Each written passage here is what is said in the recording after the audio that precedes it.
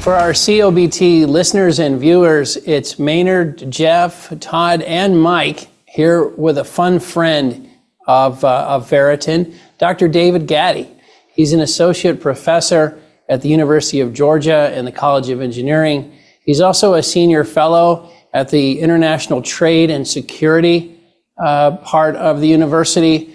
He's an established speaker on power and certainly on national security and really everything that's going on in the energy space. Over the last, I'd say, year or so, David, we've just become friends and gotten to compare notes with you and seen you speak at some events. And we just thought it's time. We got to go get David Gattie and talk about this world we're living in. So welcome, David. Thank you, Maynard. It is a real honor to be on COB Tuesday. One of my favorite podcasts, and I've told you this 100 times. Very informative, low drama, my kind of show, and I appreciate you having me. Well, we'll see if we can drive up the drama to go with the informative today. I'm just teasing you, David. We'll have some fun. Mike, you want to kick us off and tell us a little bit? We're nosing into earnings season here. I know there's a lot on your mind. What would you tell us as we get started with David? Yeah, I'm going to try to make it really short and sweet today. This has been a really crazy last, week or so, obviously with the assassination attempt on President Trump. And now you've had Kamala Harris looking like the presidential nominee for the Democratic side. So I think a lot of people are just looking at that right now, kind of raises a little bit of the risk. And so, it's sort of like overhanging the markets right now. I'd say from a bond market perspective, we're kind of stuck in a range around 4.2, 4.25. And to this week, expect really no real pressure until like the end of the week. You're going to have basically consumer sentiment and PCE deflator reported. So that's going to create a little bit of volatility Thursday and Friday. And so I think the big area that I want to really talk about today is crude oil. Crude oil is really taking it on a chin. We were stuck in that sort of $80 to $83, $84 a barrel range for quite a bit of time. And now we're down to around $77 today. We're down $2.50 for the week. We're down $1.50 today. And I think one of the reasons why that is just markets, the market got too long crude oil. And so we're pulling out a little bit of that back. But the question is, why are we basically going lower? That's one of them. The second thing is that crude oil technically is broken through its 50-day, 100-day, and 200-day moving averages. And so, we're seeing that, presenting a lot more pressure on crude oil. But I think that, the second thing is really, it's China. If you look at just crude oil and copper prices over the last, say, 4, 5, 6 weeks, they've been going nowhere but down. And so I think Chinese economy is weakening. Some of the stats are putting out there. And so that's really kind of casting a shadow over the commodity markets at this point in time. It's not just a crude oil thing. It's also a copper thing. So that's something that we're sort of keeping our eye on. I'd say from the standpoint of, I'm not really going to talk about the broader markets because, we've talked about that theme. The big tech 6 stocks have come down. It looks like they're stabilizing here. It looks like the market breadth is basically broadening through the rest of the market. And so that's a good thing. As far as the energy sector goes, you said it earlier. We've had energy sector reporting started out last week. Really, most of the a few oil services names, midstream names, but in the next week or so, you're going to really see that broaden out. You're going to see a lot of OFS names towards the latter part of this week that are going to be reporting. You got some Canadian E&Ps, natural gas E&Ps are going to be a focus this week. And you got some European oil majors this week, as well as Valero and Nexterin is going to be really setting the stage for the electric utility towards the end of this week. So, yeah, I think, the one thing that we've heard so far from oil services is that North America is getting weaker. You've had some rig drops. You had fracking is a little bit weakened. So that is obviously because of natural gas. And so I think the markets are trying to figure out what is natural gas going to look like as it exits this year and how are things going to play out into 2025. And so it looks like from a gas standpoint, we're probably near the bottom. We've got a lot of gas storage to work off. Rig activity has come down, frac activity is coming down, but it feels more like we're not at the beginning stages, we're at the end of the stages. And so I think the thing for earnings calls, particularly for these gas E&Ps that come up this week, is how are they looking at the market in the second half of the year? I think a lot of guys were optimistic in the second half of the year for gas prices. that's probably being pushed now out to maybe Q4 at the earliest, and probably more like Q1, Q2 of 2025. So that's what we're looking to hear this week, and that's sort of a wrap up. So we'll hand it back to you. Okay. Well, lots going on. Jeff, anything you add to all that? Just to pile on Mike's comments around the oilfield services earnings we've seen, I don't think any of the trends have been surprising. Some weakening in North America, some strength in the Middle East. The deep water commentary is probably what I found the most interesting. I don't think it's surprising, but the resilience in deep water activity, that's sticking out as a strength for those providing services there. But there was a stat you mentioned on one of the calls I found interesting. They cited $100 billion of deep water FIDs this year and next. And I just think about that in the context of it's kind of under the radar because there's not many of the operators have exposure. There's a significant NOC component to that, a significant IOC component to that, and they don't really talk about the projects in detail, but just stuck out as a pretty interesting stat and speaking just the size of the prize in that market. Yeah, really interesting. Todd, anything you'd throw in? Well, I would pile on Mike's commentary on natural gas. It's been interesting to watch, the front of the curve sell back off towards $2 and then bounce back up here recently, but the back of the curve has also shown some weakness, getting down, in those back cals, kind of moving materially away from $4 now. A couple interesting pieces of news, longer term on natural gas. I'm sure everyone saw that Woodside bought Tellurian. That was announced yesterday, I guess. And then, recently Kimmeridge also bought a controlling stake in the Commonwealth project. I think both of those pieces of news really just illustrate how hard these pre-FID projects, how difficult it is to make FID on some of these really large-scale projects. You combine that with the Senate Energy and Natural Resources co-chairman, or the Democrat and the Republican have put out a new permitting reform bill, and you kind of are constantly reminded about how hard it is to build things, and I think maybe natural gas is feeling the impact of that. The last note on natural gas I would bring up is Bloomberg had a little note today that said, despite the fact that Russian flows to Europe are significantly down, Europe is still tied with China for the biggest buyer of Russian gas. And it's now been pretty consistent over the last, 18 months or so. European storage is really full, and just like United States natural gas at Henry Hub, European natural gas is also sold off pretty significantly lately and is fairly low at this point. So, a lot of interesting cross currents across commodities across the globe. So, Maynard, that's what was on my mind. Well, that's good stuff, guys. Well, Dr. Gattie, thanks again for joining us. I think, as we were getting ready for this, we've had kind of a running conversation for a while. But, one thing that's really interesting, you worked in the private sector before you, started doing all your work at Georgia. But Georgia itself is an interesting energy kind of microcosm, right? Like it doesn't have particular, it's not predisposed to go in a certain direction when it comes to energy. It's not like it's a big oil and gas state. It's not a desert. It's a kind of a swing state, and I mean that in a way of, it's focused on industry. It's a balanced place. And it's got its own unique kind of solution to energy, and that's something that you talk about quite a lot. But it's a long way of saying we're delighted to have you, but also it's pretty cool you're coming in from Georgia with a Georgian perspective on all these complicated energy questions. It is, and thank you again. Thank you, Maynard. One of the things you made the point, we don't have any energy resources to speak of here in Georgia. Not any real muscle resources. We've got solar, but no coal, no oil, no gas, no uranium deposits. So one of the things that we understand is we're a downstream energy state. We're dependent on what the big states out west and Midwest produce. The downside to that is we've kind of grown complacent to thinking that the energy is just going to show up for us to generate electricity. So what we've really become in Georgia is very focused on power generation, our electric power sector, to the point you were making earlier.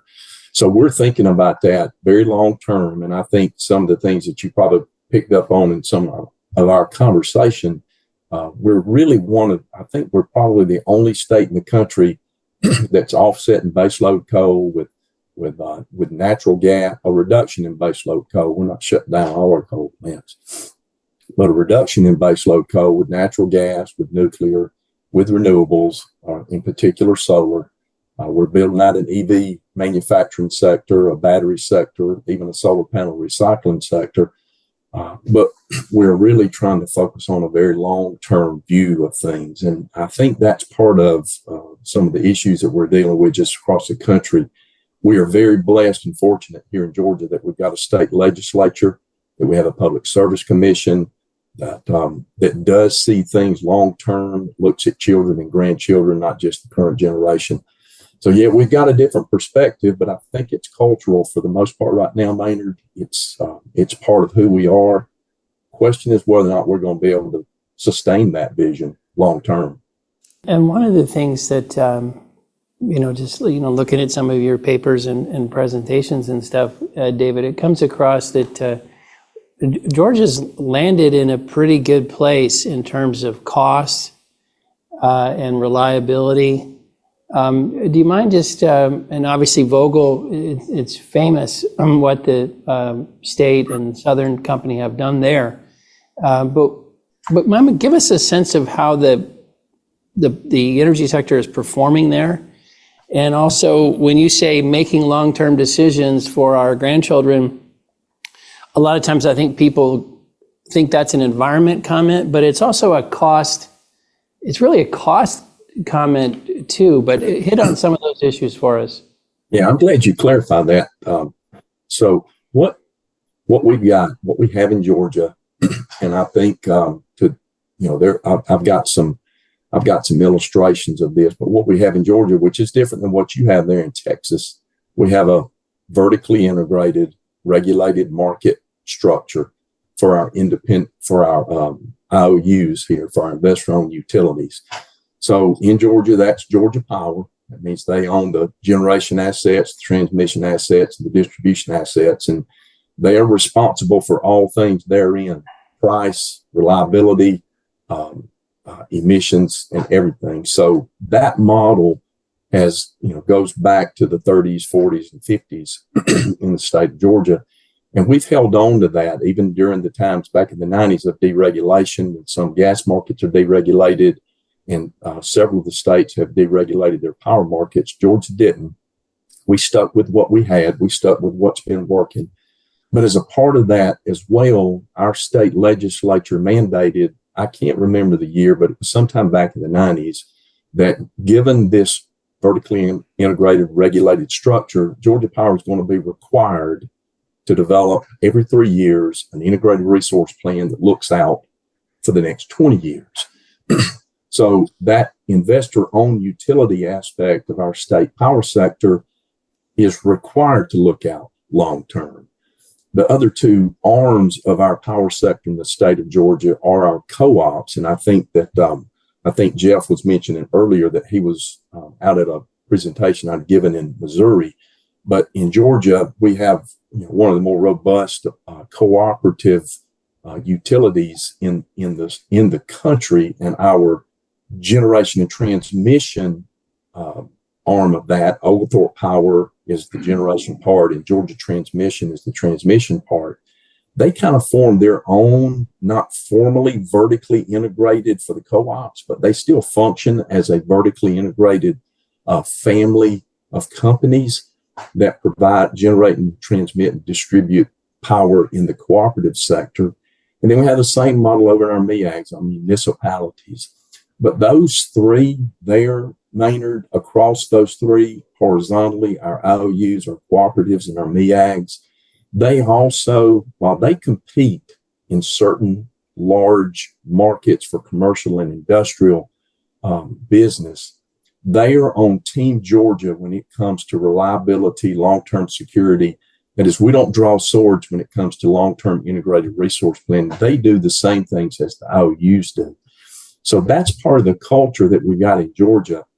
It's a vertically integrated culture, but it's also just an integrated resource planning long-term culture. So when I say, again, to your point about thinking about our grandchildren, I get the sustainability definition, preservation. That's almost a given that we're going to do that. But we are trying to lay out assets, generation assets, like we did with Vogel, Vogtle was not built for a 3-year, 4-year, 5-year effort to get prices down over the next 3 or 5.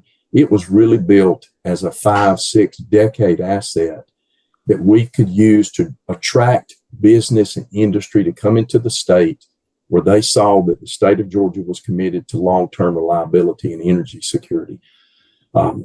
So when I say grandchildren, that's right. I'm talking about affordability, long-term. And I think you folks probably understand this really well.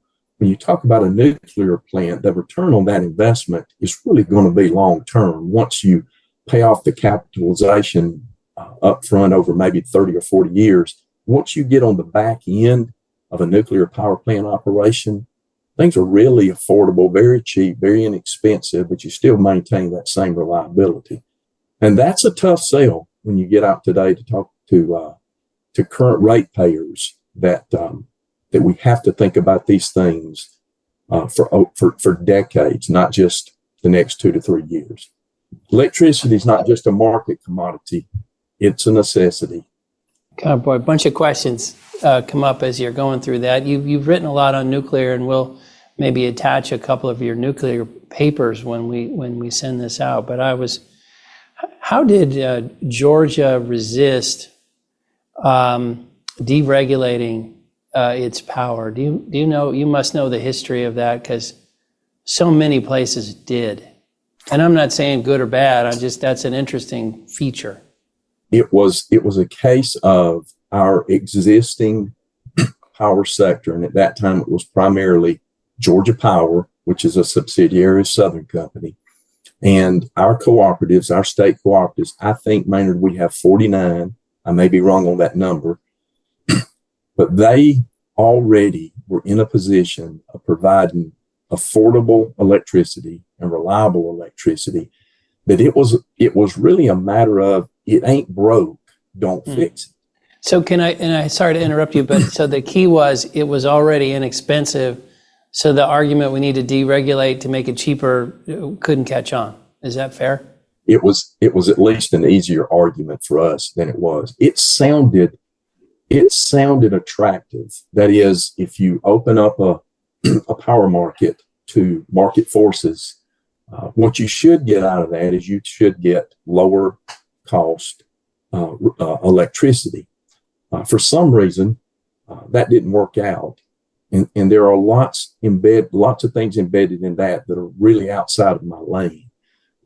But in Georgia, the reason, one of the reasons that it works is because, of course, the PSC, the authority over Georgia Power, tells Georgia Power, here's what the rates are going to be. So those rates actually have a political aspect to them. Georgia Power has to justify their costs. They have to justify a rate increase.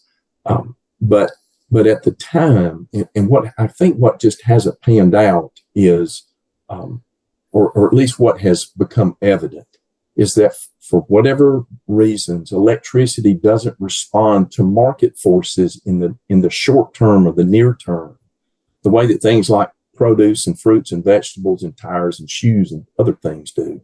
That is, something may be cheap over the next 2 to 3 years at the margins.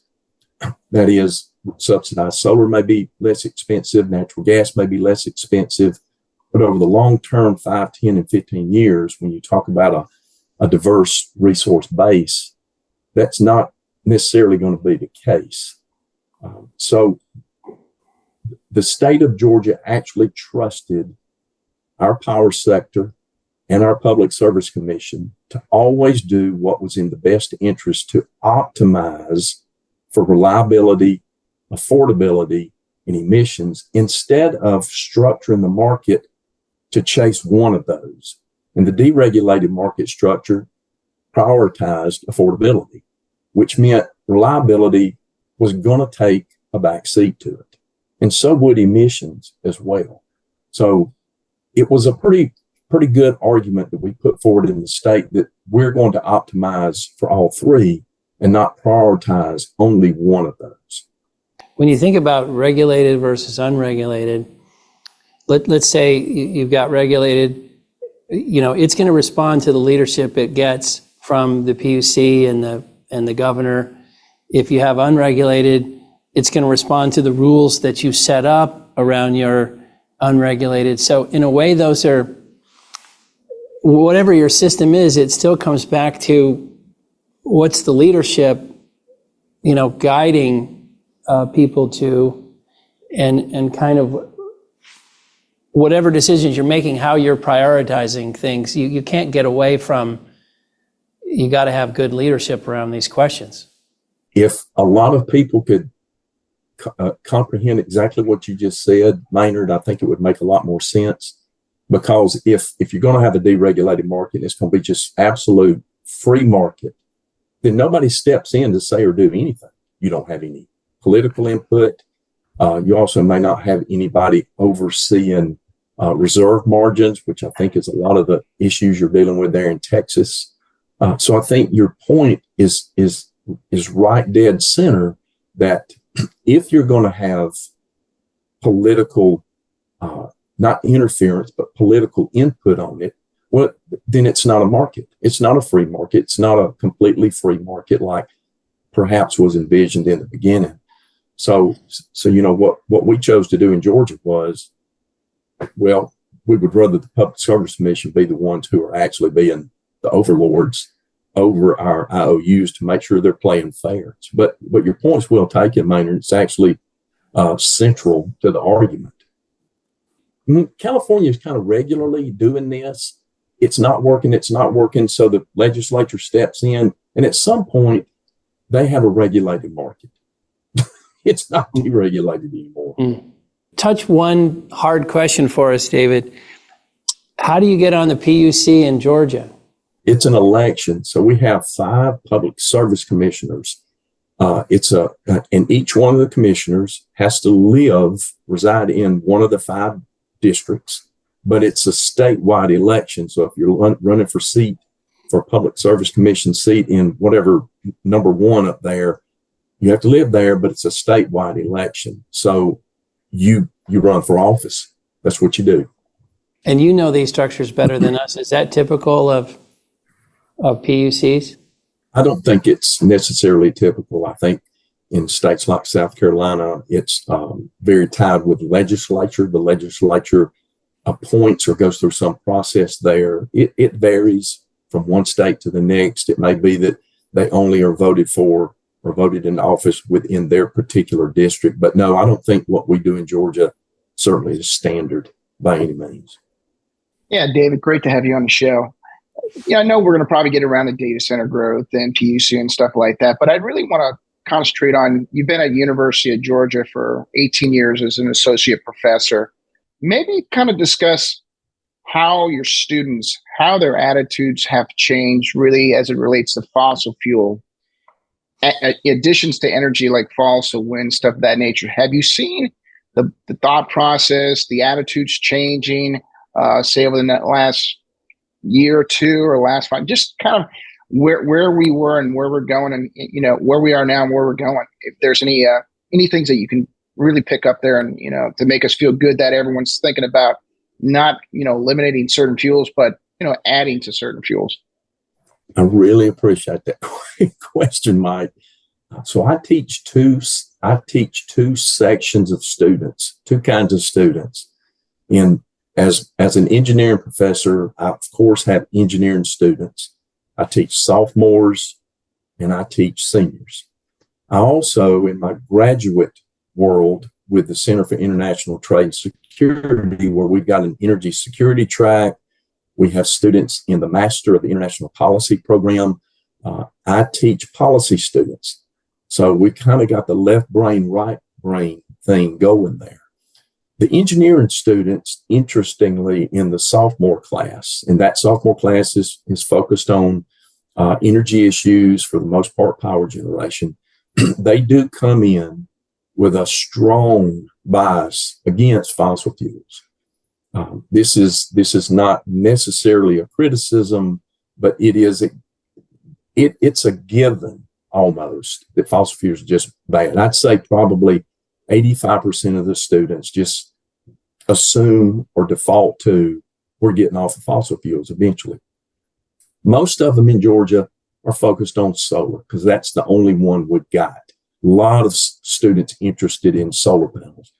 Once I get into my senior class and they have to do a lot more calculations, they have to do calculations on combined cycle plants. They have to do calculations on heat rates. They have to do calculations on levelized cost of electricity with carbon tax. Once you get into that level, Mike, they start to realize that maybe it ain't going to work out the way they thought.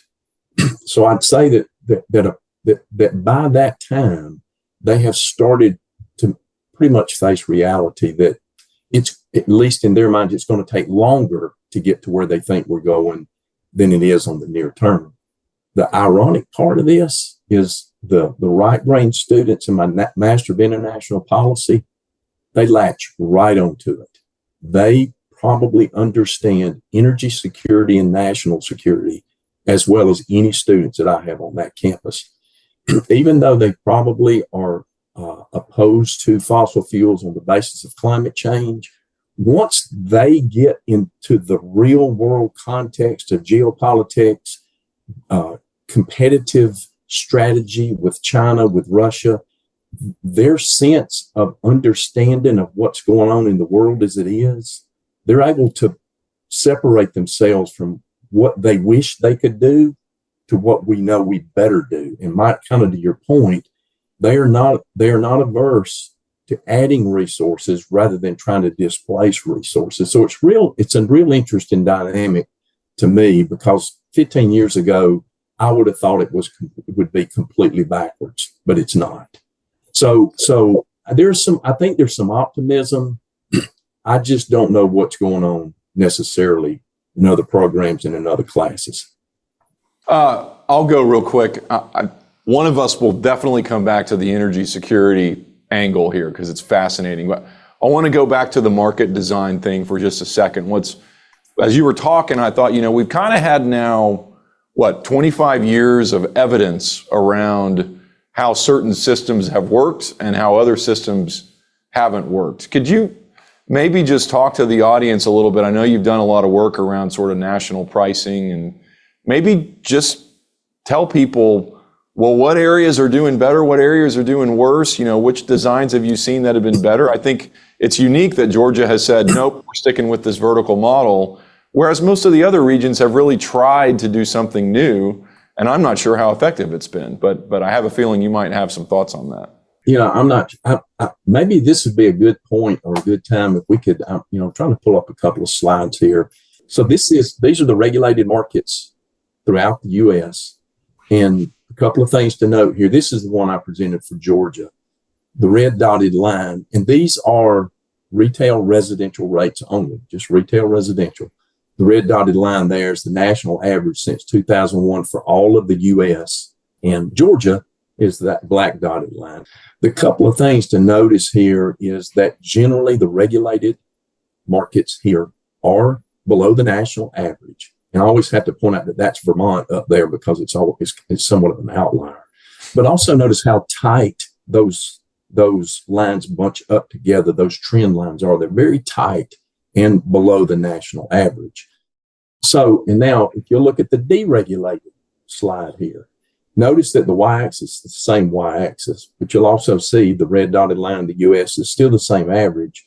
But most of these deregulated market retail rates, with the exception, I think there be in Texas, are above the national average. Plus, there's a lot of scatter. There's a lot of volatility in those trend lines.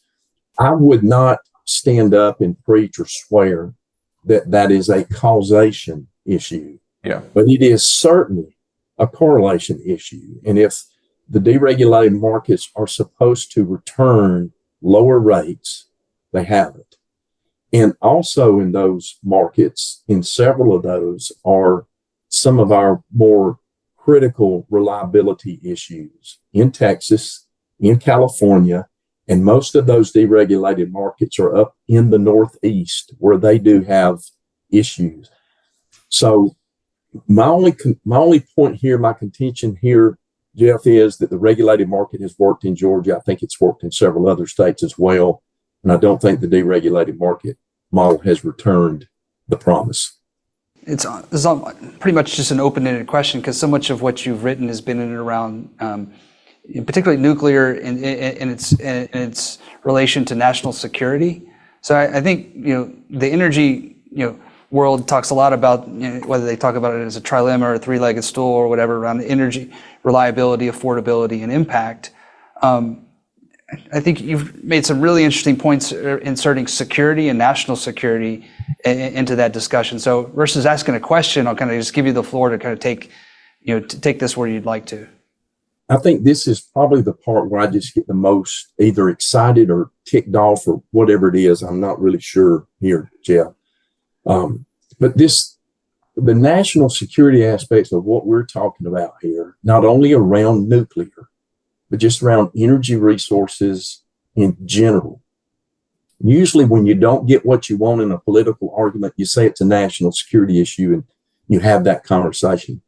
What we are trying to get across in our energy security studies program is this.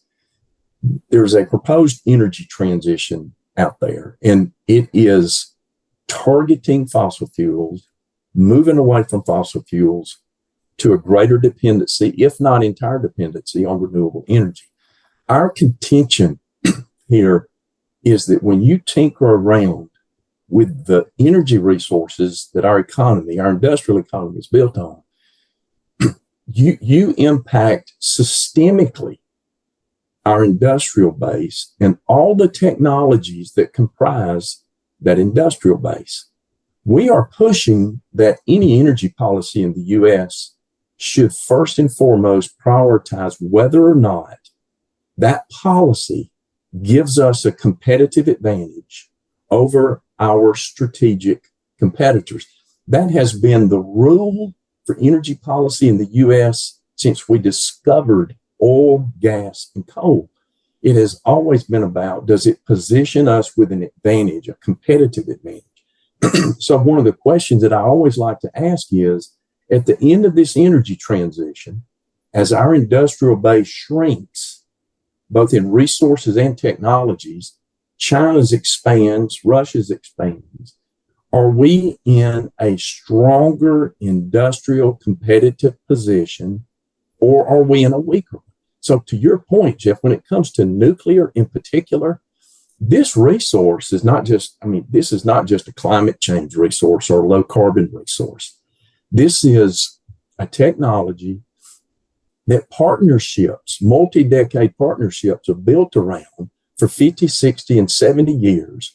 And from 1960 to 1999, the U.S. dominated nuclear technology, both domestically and in deployment with other countries. No other country was close. But from 2000 to the present, to right now, that space is owned by China and Russia. In fact, Russia is the leading exporter of nuclear technology. And in fact, since 2000, there have been 170 nuclear reactors connected to the grid or under construction, and 114 of those are Chinese or Russian. What it means is, if you think about this now, and the U.S. is saying, we're going to divest from fossil fuels, we really aren't engaged that well in nuclear, though we're trying. The world is picking up a signal here. All these emerging markets that are looking for energy partners are seeing the U.S. retreat from fossil fuels and struggle in nuclear. They're going to choose their energy partners, not based on ideology. They're not going to go with the U.S. just because we're good guys, we're a democracy, and whatever. They're going to choose on pragmatic, realistic grounds of which country can they engage with that's going to move them forward to industrialize their economy. So, Jim, to me, that is the national security issue. It is a U.S. disengagement and essentially cede not only the nuclear space, but the fossil fuel space to other countries that are not going to leave it. That is probably, I think, one of the most overlooked national security implications of this so-called energy transition. And it's very worrisome to us because I think the impact on our industrial base, I don't think anybody's run those numbers at all. So, David, maybe I could ask you a question while we're on this. A lot of us have strong memories of the Cold War, where it was impossible not to think about national security because we just lived in a world where there were two superpowers, and it was good versus evil. I don't mean to be trite, but I mean it was serious stuff, and you could never get away from it. Are we losing our focus on national security because we don't live in that kind of world? We don't have an adversary that is so clearly competitive and dangerous? Or have we gotten sloppy in our thinking? Or do we see it and somehow care less? Or are we, like, what would be your explanation for why national security doesn't seem to have the top rung in our thinking that it did for so long? Or am I overstating it? Just tell me how you think about this. So I think it's two things that you mentioned there, one of which, so the first one, you and I don't know how old these other guys are, but Jeff and Tom don't seem old enough. Mike looks maybe a little old enough to remember the Cold War and all that. We did grow up with that. And I think that those national security issues, Maynard, were articulated to us from DC through the news media very eloquently to us. And we took it seriously that we were dealing with a great power competitor that was ideologically different and was trying to marginalize us as best it could over in East Europe and in Asia. I think part of it, and this is from my dealings with students, I don't know if you've ever read a book by Hal Brands called Lessons in Tragedy. You ever heard of that book? It is a great book that gets to part of what we're going to just briefly touch on right now. And in that book, Hal talks about how back in the days of the Greek, they would put on these tragedy plays to remind each generation of what life could have been like and was like and could be like.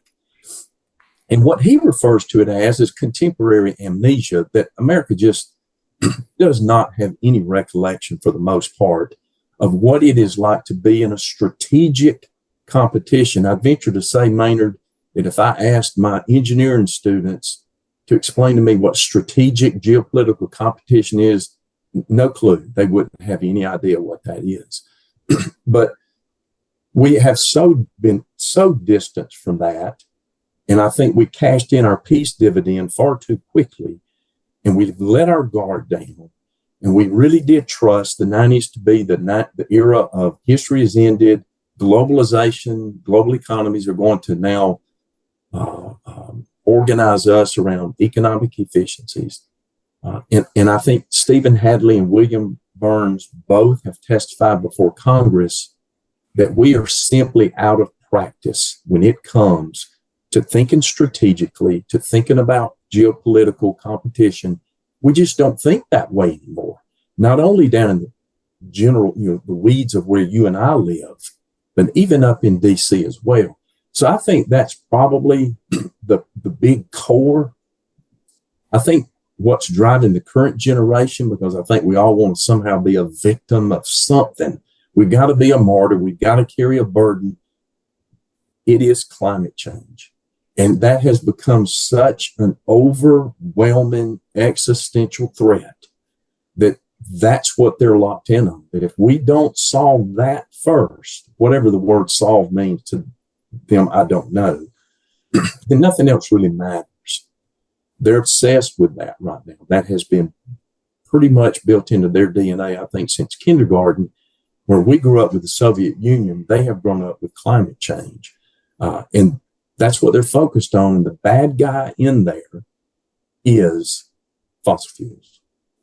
David, I guess maybe one, just so our viewers and listeners have a sense of it, at Georgia, how big is this Center for International Trade and Security, and what kind of things are you doing there? And as part of that, who else are you interacting with that should be on our radar that would be, just interesting organizations focused on these issues?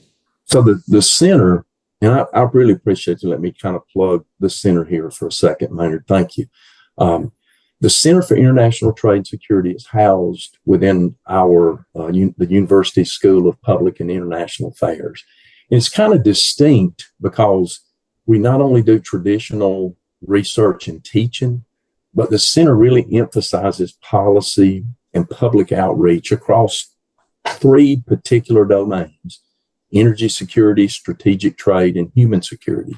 I have led the development of the energy security part of this. So I teach 4 classes in what we have there, that we have a Master of International Policy program through the center, and it's jointly administered with our International Affairs department there in the school.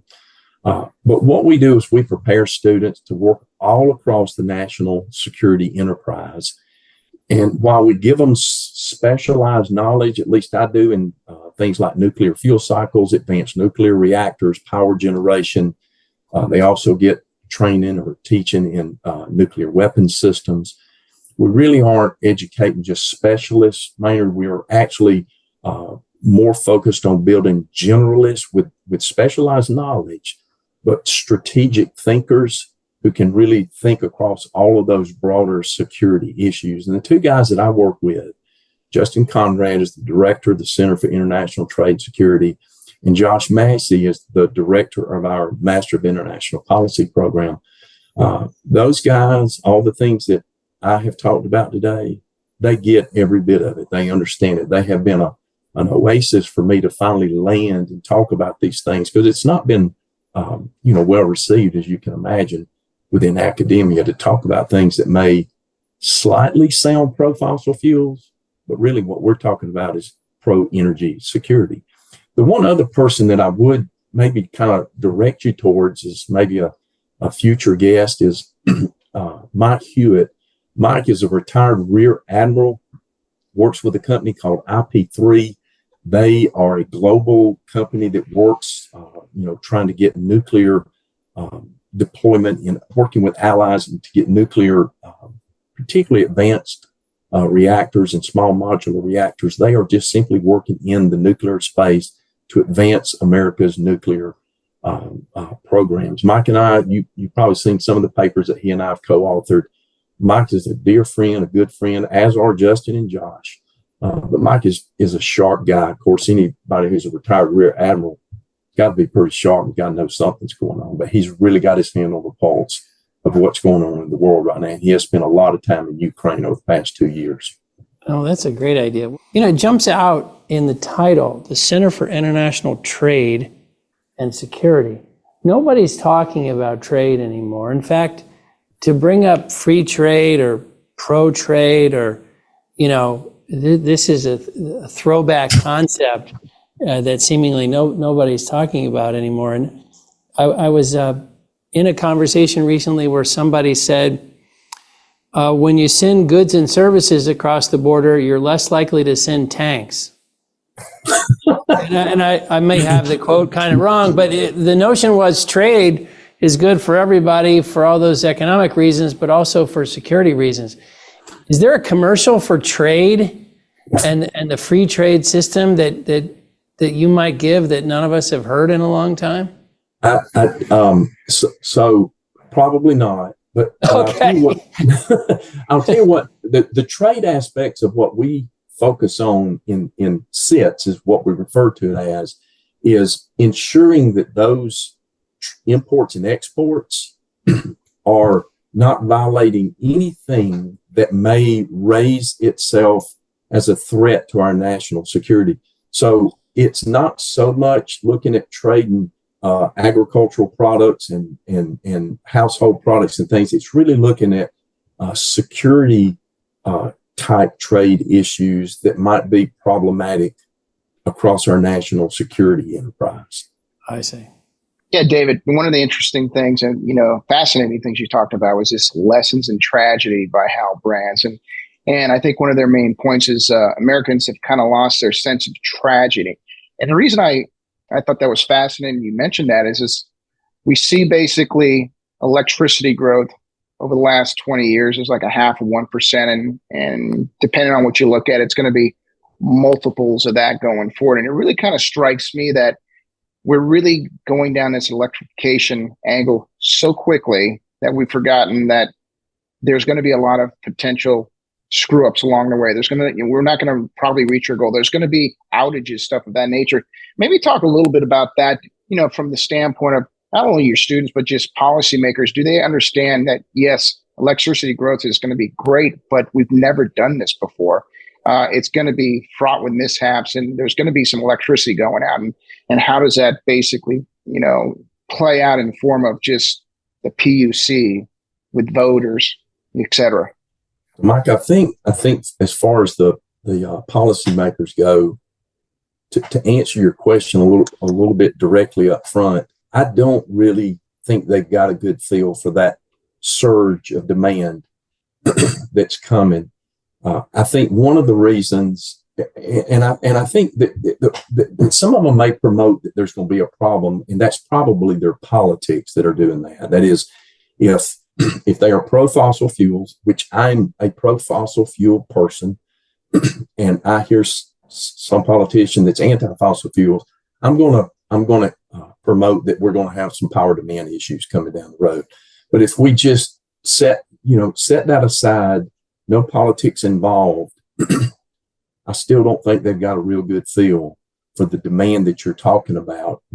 So in particular, I don't think EVs are going to be that surge.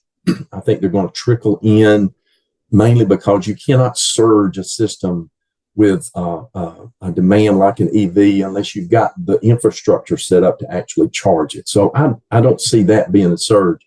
But I do see AI and data centers being kind of the 1940s and 50s and 60s analogy of appliances suddenly hitting homes, where you had refrigerators, you had freezers, you had air conditioning, which I didn't have growing up. I missed all that. I was worried about the USSR. We didn't have air conditioning. But all of those appliances, hit the grid, and the demand went up. And the natural response was, we're just going to build more generation assets. That was no big deal. These AI, the difference is that was residential consumption. That is, when they built new power generation assets, it benefited residents directly. These AI data centers are coming in, and they are a critical inlay to the grid. They provide a very valuable service to the country, but they don't employ a lot of people.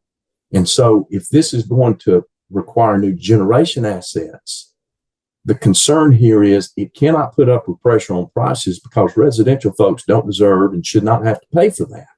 I mean, I'm an advocate for, we probably need a different rate, and there's going to have to be a different deal brokered here. The other concern on this new demand from AI, this technology is going to be so fundamental to our military down the road. It's going to provide a lot of the guidance to so much of our advanced military technology. We really can't sit around and say, well, maybe we just shouldn't have the data centers, or maybe we should offshore the data centers. We can't just do that.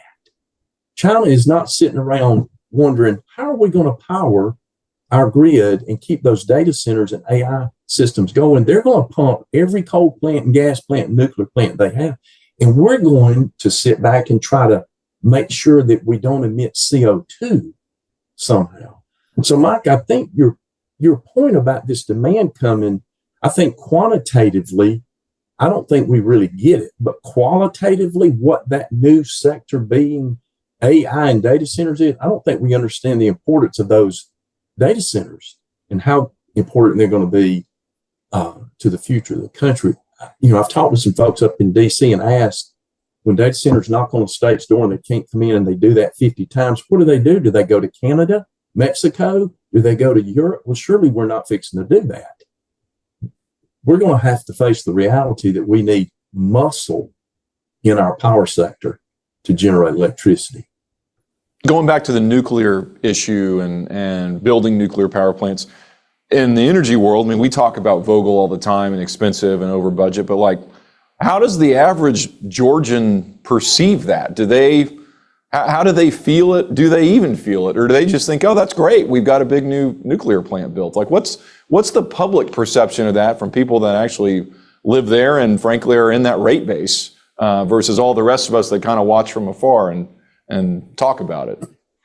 Without any data, and speaking from just the conversations that I have, generally folks are very happy to have it. Most folks, again, down here, Todd, they kind of think long term. Most folks understand that we're going to have those plants. The rate increase, while, and I am not one to dismiss the impact of a rate increase on families that are going to struggle. I also know that our power sector is implementing certain policies to try to keep as much of that pressure off of families that really are going to be hurt by it. But the increase is still not going to be really much more than what the national electricity rates are going to all across the country. Georgia is not an exception to that. It's just that our rate increase actually comes with a benefit. 2,200 megawatts of nuclear power. We're also fixing to build a lot more natural gas in the state with Georgia Power and Oglethorpe Power. So, Todd, to answer your question a little directly, I think in general, the hoopla has passed. There was a lot of press and above the fold headlines about over budget, past construction date. And while that fire was hot, people might have been a little heated for good reason. But now that the plants are running, we see what the rates are going to be and what the increases are going to be over time. I think people have pretty much acclimated to that was a pretty good investment.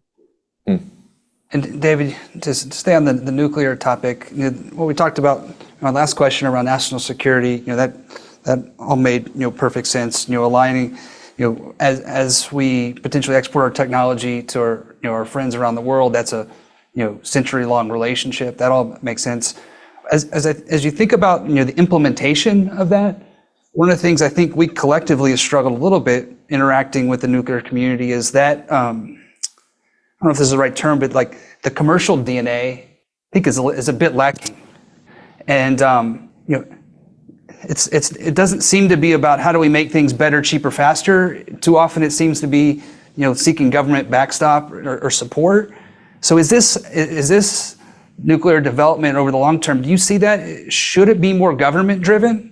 Because it doesn't seem like the commercial side in aggregate is really kind of getting there. No.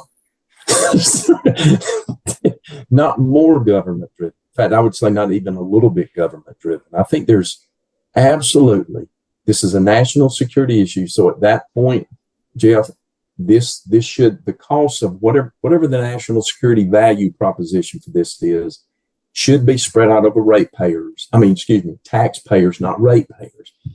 But maybe back to, you used a really good example. In fact, I'm going to write it down or rob you of it. The DNA of the sector, we just seem to we don't have any muscle memory right now.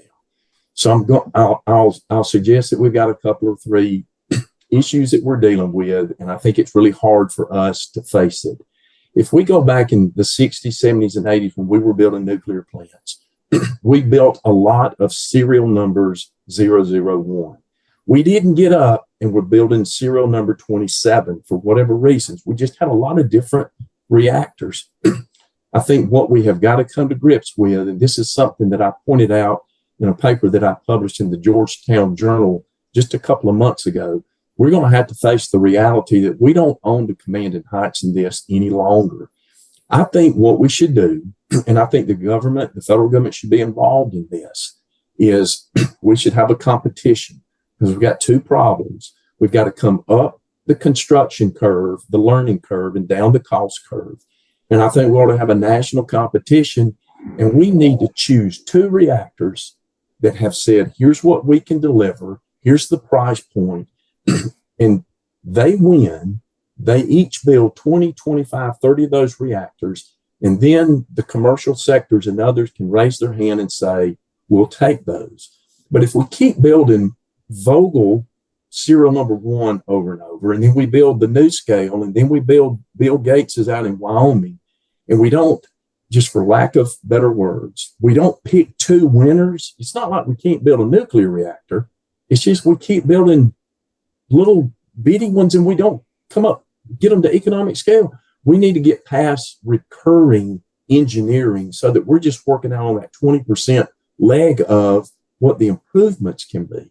So I think what the federal government can do in that point is they can actually sponsor competition and they can help spread that cost out. We need a demand signal. I think the military can play a role in that. I think the military can create a demand signal at some of our domestic bases here in the U.S., get us up the learning curve, down the cost curve.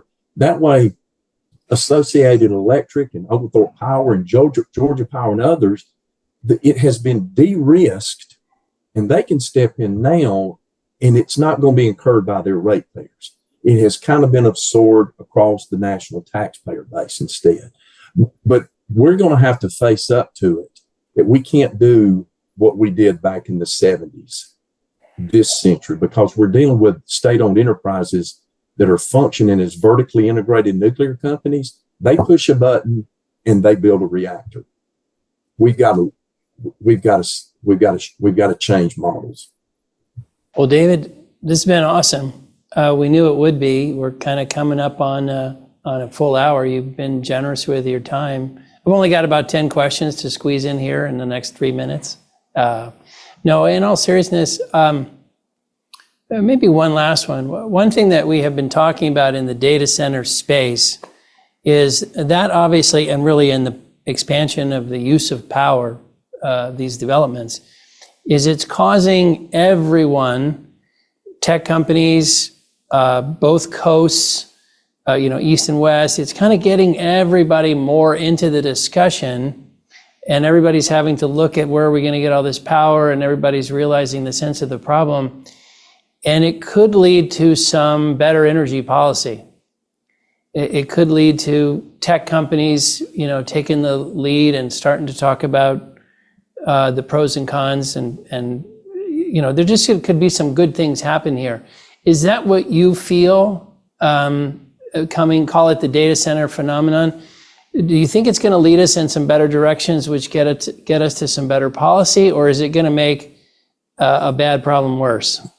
I'm going to go with the optimistic view of this one, Maynard. I think that it's going to be an opportunity here, and I think we're going to see it. I think it's going to take that path toward a better outcome, primarily because we have had lessons, hard as they are in Texas and California and up in the Northeast, that we can no longer fiddle around with reliability and reserve margins. I think what the AI and data centers are going to allow us to do is to start looking at, because they're going to raise this issue, they're probably going to start looking at things at self-generation to provide their own power. Not that they can be disconnected from the grid or autonomous. They're still going to probably have to be connected to the grid.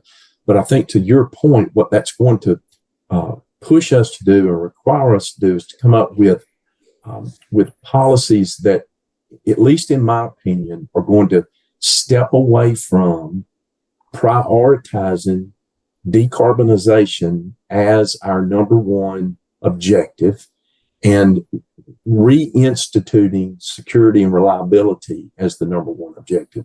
So I think it's going to be optimistic. I hope we don't have any more growing pains to go through, but I still think that the outcome is going to be physics and reality win in the end, and our policy is just simply going to have to get in line.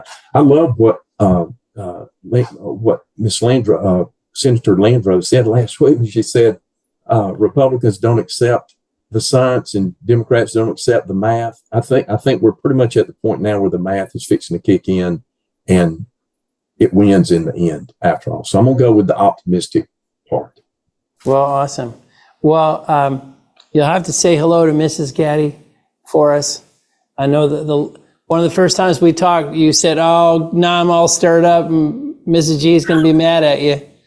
But she did, and I told on you too when I got back home. Well, we sure appreciate you. We'll come see you. You come see us, and just keep up all your great work, Dr. G. I'm coming to see y'all next. I'm gonna get out to Houston. All right. We'll get the Southern food ready if you don't mind. Yep. that I can eat it. Yeah. All righty. Thank you, Thank sir. y'all. Thanks, everybody. Thank y'all. you. Thank you.